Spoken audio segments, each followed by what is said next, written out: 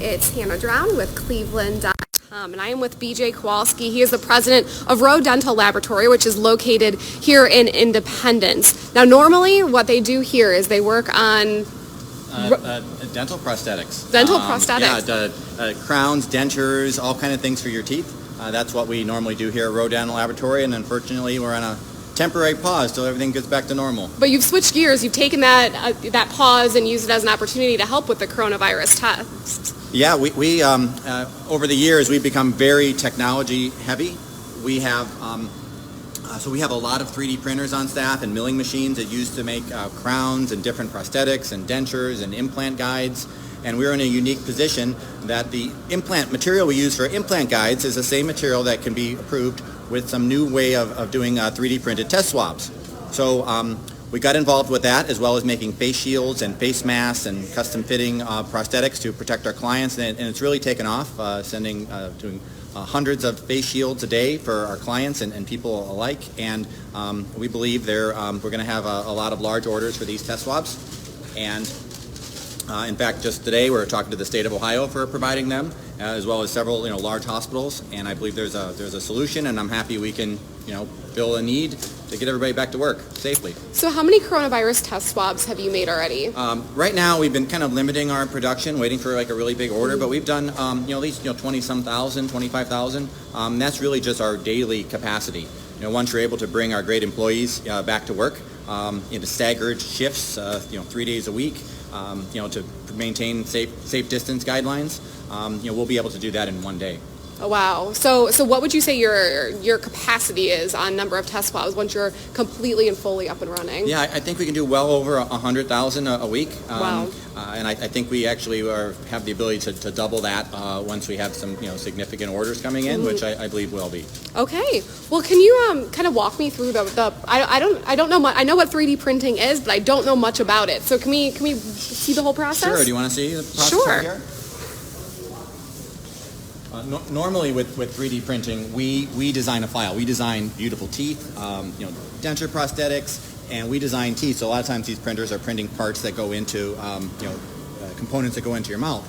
Well, we've reassigned them to basically printing these test swabs. So it's basically the same design over and over again, and we just like you would on a printer, just say print. It takes a long time to print, but as it grows out of the liquid resin through a light polymer layer that basically a laser goes by, cures the resin, and lifts it up as it goes. So when it finishes, you'll see that's a nice batch of test swabs that need to go through an alcohol cleaning process to get off loose resin, and then an alcohol sterilization, or a disinfecting process, and then they're light cured, and then they're packaged in packages that are able to be sterilized at the clinic that they go to. Okay. Now, I'm sure with all the technology, it doesn't take as much to kind of retrofit these machines as a typical machine because it kind of goes through the computer system. Yeah, correct. So this was a standard swab. If we wanted to look at some of our face mask items that we have, those we use our designers that normally design people's smiles. We reassign them to design different prosthetics. So, for example, this is interesting for people. So this is called a mask fitter. And typically, a mask like this that are readily available has gaps here, and can get in. Well, they take this device, which we basically have an app called Bellis 3D Face Fitter, and we scan your face. It's a free app, and at that point, we can make this device that basically goes on top of this mask. It steps into it, and it turns a loose-fitting mask into a very, very tight-fitting mask that has no gaps whatsoever, so it's a lot safer. Again, we're concerned about our clients and dentists being safe. And then we've also gone to the extent of actually starting to develop custom face masks that are designed especially for that, for those kind of prototypes. And little things like, making face shields with 3D printing that we're doing on other carbon equipment. So you've made most of this? Yeah, this is all made right now. It's being made. So we'll make several hundred of these today.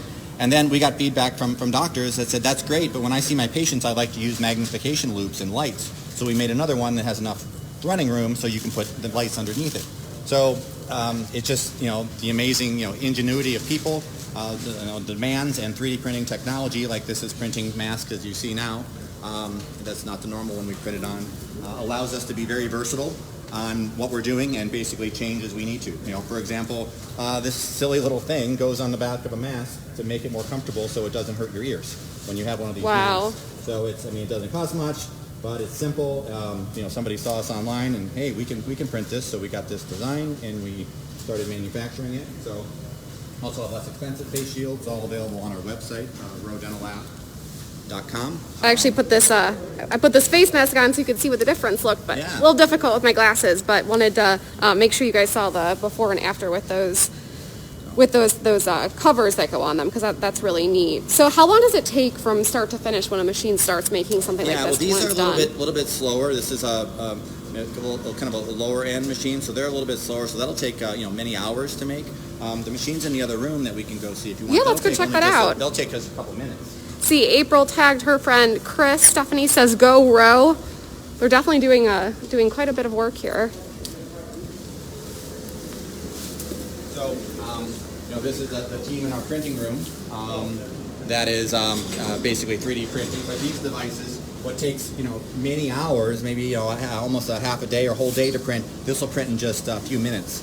And Wow. actually, because of the demand, we're moving our regular products over to digital denture products. So after the back end of this crisis, we're going to move most of our denture production over to digital as opposed to an old school method.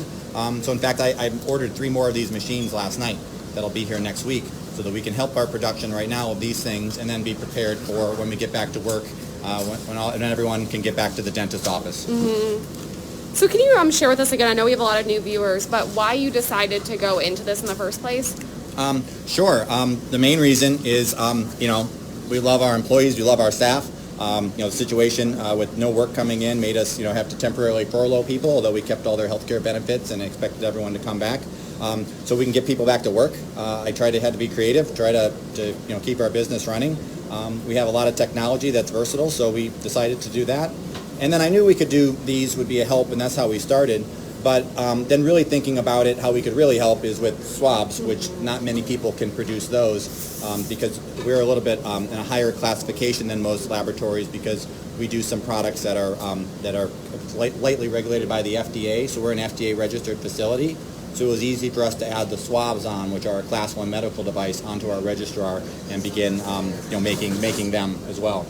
Now, all these products that you're making, are they going to be staying here within the state of Ohio? Are you trying to keep as many of as you can here? Yeah, with the swabs, I'm working with the state of Ohio from last night and this morning. I expect a large order that will reinforce every hospital in Ohio today. That's what I'm hopeful they're going to get. And they want to work with an Ohio company. We want to work with them. Interestingly, the resin that's made by the swabs, which this Forum Labs company has been on the news a lot, and it's actually manufactured in Toledo, Ohio. So Wow. It's resins in Ohio. We're assembling and manufacturing in Ohio, staying in Ohio. I'd love to keep it here. And we've had a lot of help with a company called Magnet and the Ohio Manufacturers Association. Ethan Karp has been really helpful with this process.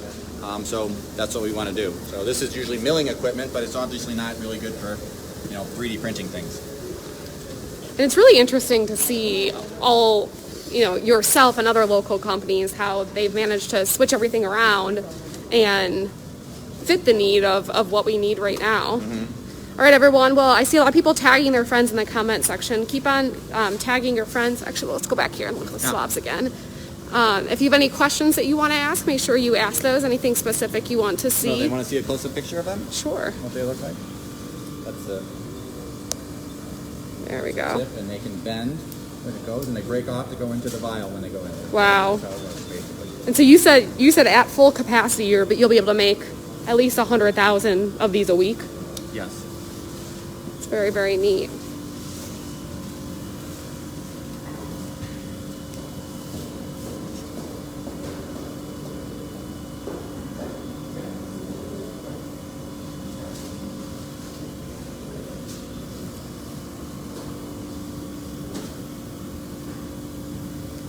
All right.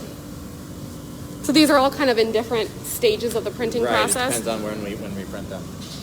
Kathy They'll says, go great through job. A printing process, then a cleaning process, and the final process is a autoclaving, so they're clean to go in, and when they get autoclaved to temperature, the swabs become pliable, and they allow them to bend a little bit, and that's the final process. Okay. The sterilization of them, which they're doing on site when they're being used. So whatever Okay. hospital would be using them would be doing the final sterilization.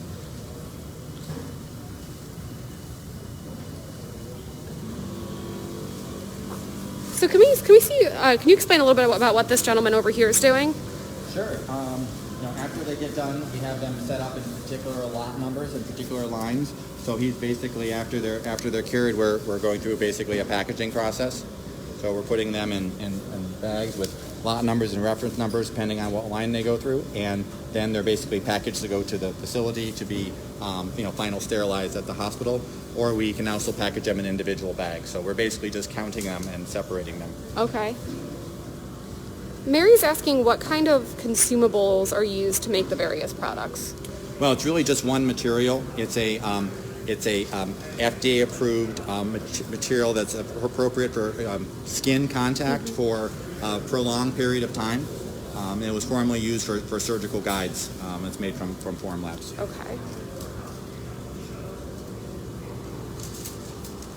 They are light sensitive, so we try to keep them in a light container for a minimum amount of time. So if you left them out for 2 days, they might start to discolor a little bit or change. Okay, and then I know we have a lot of new viewers that come in and out. So can you go through these products again? Yeah. So one is these are a normal face shield that would actually protect your face during this. So it's 3D printed top, and the shield is replaceable. So we have replaceable shields that can come in and out, and it's again available at rodentalabs.com. This is the same thing, but when doctors wear protective loops on their head, like most of our great dental clients, they want to magnify things. This allows them to still have magnification when they are using this, or even a light. We've had this tested by numerous doctors and it seems to work well. That's a little bit more of expensive. It's about $20. We also have a less expensive line that's more disposable. That's for $5 that we're manufacturing and selling. We have a partner making the plastic shields that we're able to change.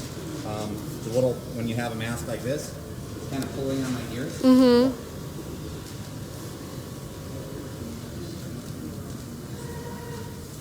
Oh, that's cool.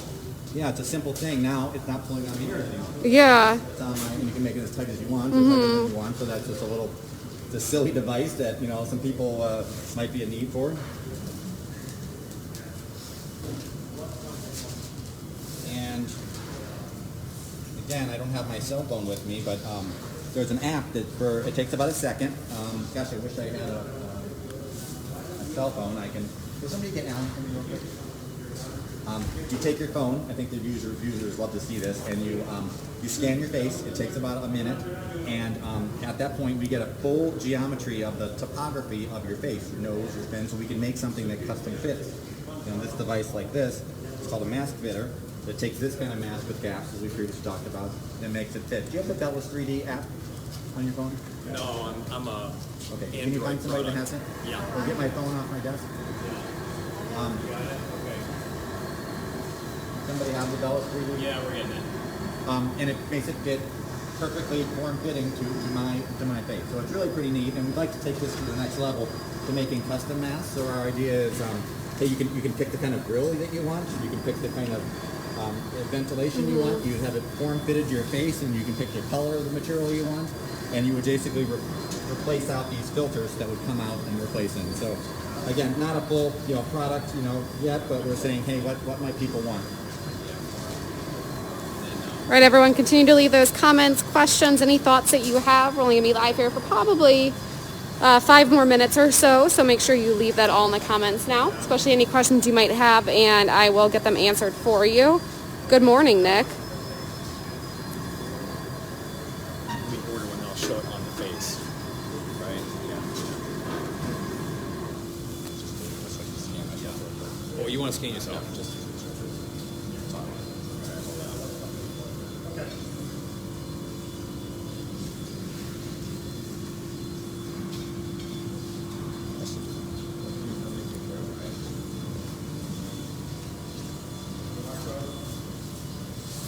And so how many 3D printers do you have here in the facility? Yeah, we have over about 55 3D printers of different types. We have some other ones I didn't show you that are used for printing different things. So, Jason's asking, Hannah, what kind of mask do you have? Well, I have a mask that is not usable at the moment, but I have this one on today.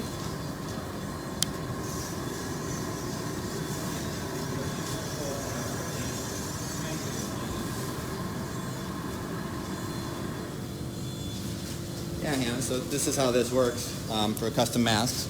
So you'll have to watch me do it, but you basically put your face in the mask and you say full head.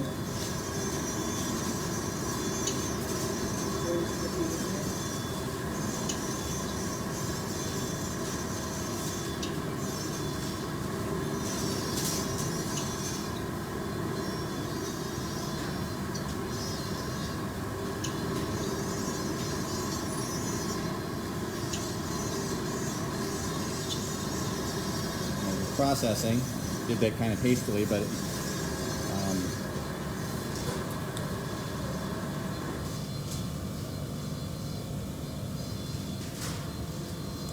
and it's going to basically create a 3D model of my face that I could 3D print. I can do anything Wow. with. Oh my gosh, But it's that's going crazy. It's going to basically zoom in, and it'll allow us to design a device that fits perfectly to someone's face or a mask. So That's crazy. Yeah. That's cool. technology. Yeah. I know, honestly. Greg's asking if the masks are reusable. The custom ones, it looks like what you do is you switch out, they're reusable, and you just switch out the filter. Yeah, you switch out the filter material. We're still getting some clarification on sourcing the filter material. This would have a little tab in here that you'd pull that out, but there's, again, these are still in development and not a product yet, but I think using basically what we're learning from this and going to a reusable mask, that it would fit good, it'd be more stable. This material is completely cleanable, so it's an option that we're looking at. Okay. Well, do you mind if we go into that room and look at the faster machine real quick one more time, and then we'll log off? So any other final comments, questions that you have, make sure you let me know.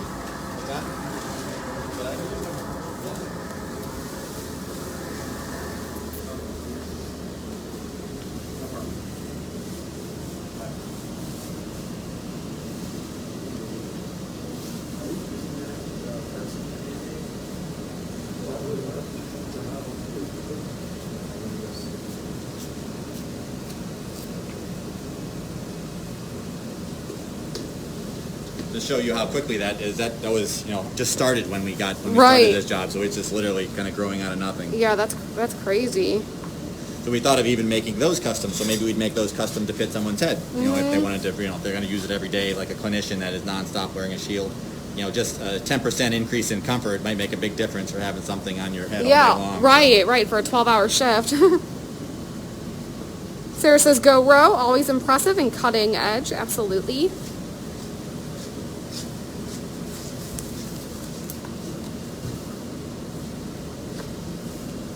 All right, well, I think that about does it for us here today. Thank you very much, BJ, for this great tour and showing us all this amazing stuff that you're doing to, keep your employees working, and then also keep, help fight the coronavirus fight here in Northeast Ohio. Thanks for showing what we're doing. All right, everyone. Well, thank you so much for tuning in. Try to fix my glasses here. If you're watching this broadcast, even after it's over, still send in your comments, your questions, your likes, your loves. I'll be checking in the remainder of the day. But again, this is Hannah Drown with Cleveland.com, and I will see you all soon.